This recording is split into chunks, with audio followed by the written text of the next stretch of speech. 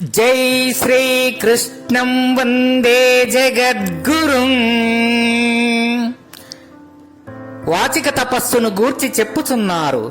భగవద్గీత మకరందము 17వ అధ్యాయము శ్రద్ధాత్రయ విభాగయోగము 15వ శ్లోకము.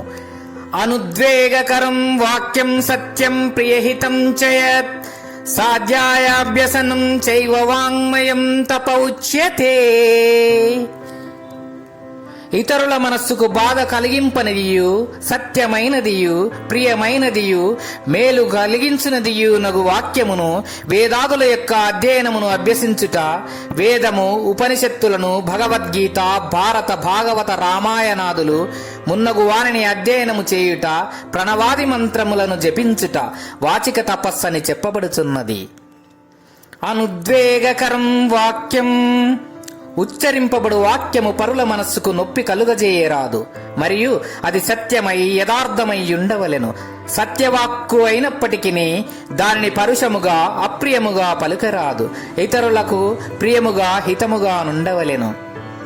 స్వాధ్యాయాభ్యసనం, అభ్యసనం అని చెప్పినందువలన అట్టి స్వాధ్యాభ్యాసనమును లెస్సగా అభ్యాసము చేయవలనని, ప్రతిరోజు దానిని సాధించవలనని స్పష్టము అగుచున్నది. ధ్యానము గదా ప్రధానము, శాస్త్రాభ్యాసము ఎందులకు అని పలుకువారికి చక్కని సమాధానమును భగవానుడు వసంగెను. ధ్యానమే ముఖ్యమైనప్పటికీ విరామ సమయములందు శాస్త్రాదులను పరిశీలించుట, అధ్యయనము చేయుట నిప్పుకు గాలి తోడైనట్లు అతని ధ్యానాదులకు చాలా సహాయకారిగా నుండునని ఎరుంగవలెను.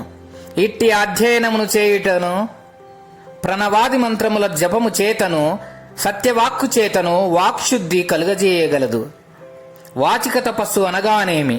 పరులకు నొప్పి కలగజేయనిదియు సత్యమైనదియు ప్రియముగను హితముగను ఉండునదియు నగు వాక్కును వేదాదుల అధ్యయనమును వాచిక తపస్సని చెప్పబడును. భగవద్గీత మకరందము. జై శ్రీకృష్ణం వందే జగద్గురుం. గీతాచార్యులు.